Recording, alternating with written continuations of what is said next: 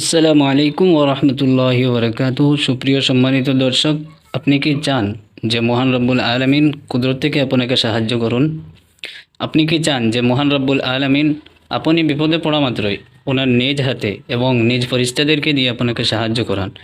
যদি আপনি চান তাহলে এই ভিডিওটাতে থেমে থাকুন। আমি অবশ্যই লাস্টে আপনাদেরকে বলে দিচ্ছি কোন আমলটা করলে মহান রব্বুল আলামিন আসমানি ফেরেশতাদেরকে দিয়ে আপনাকে সাহায্য করাবেন এবং আপনার যে মুসিবত আছে, আপনার উপরে যে মুসিবত হয়েছে সেই মুসিবতটা থেকে তিনি অবশ্যই আপনাকে রক্ষা করবেন, অথচ রহমতের ফেরেশতাদের দিয়ে।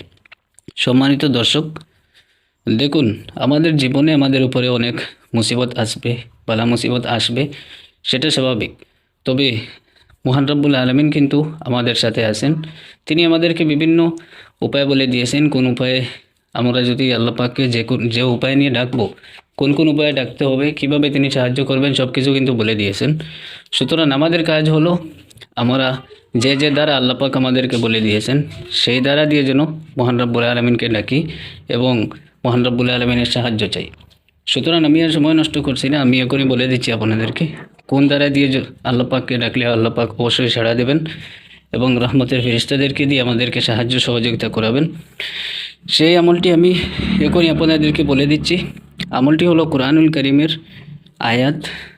আপনারা যদি এই আয়াতগুলো মনোযোগ সহকারে মহান রব্বুল আলামিনের উপর দৃঢ় বিশ্বাস রেখে বিপদের সময় পড়তে পারেন, তাহলে মহান রব্বুল আলামিন রহমতের ফেরেশতাদের দিয়ে অবশ্যই আপনাদেরকে সাহায্য করাবেন।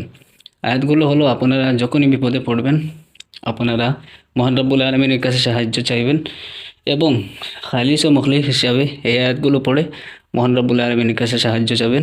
আয়াতগুলো হলো, আমি এখনই বলে দিচ্ছি। আউযু বিল্লাহি মিনাশ শাইতানির রাজিম। হাসবি আল্লাহু লা ইলাহা ইল্লাহু আলাইহি তাওয়াক্কালতু ওয়া হুয়া রাব্বুল আরশিল আযীম।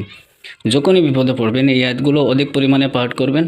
এই আয়াতগুলোর বরকতে মহান রব্বুল আলামিন আপনাকে তিনি নিজের রহমতের ফেরেশতাদেরকে দিয়ে সাহায্য এবং সহযোগিতা করাবেন।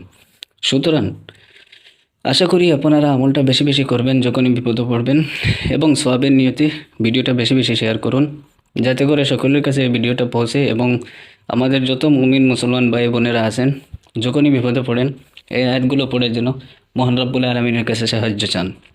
তাই সওয়াবের নিয়তে ভিডিওটা শেয়ার করুন, বেশি বেশি শেয়ার করবেন, যাতে করে এই ভিডিও সকলের কাছে পৌঁছে।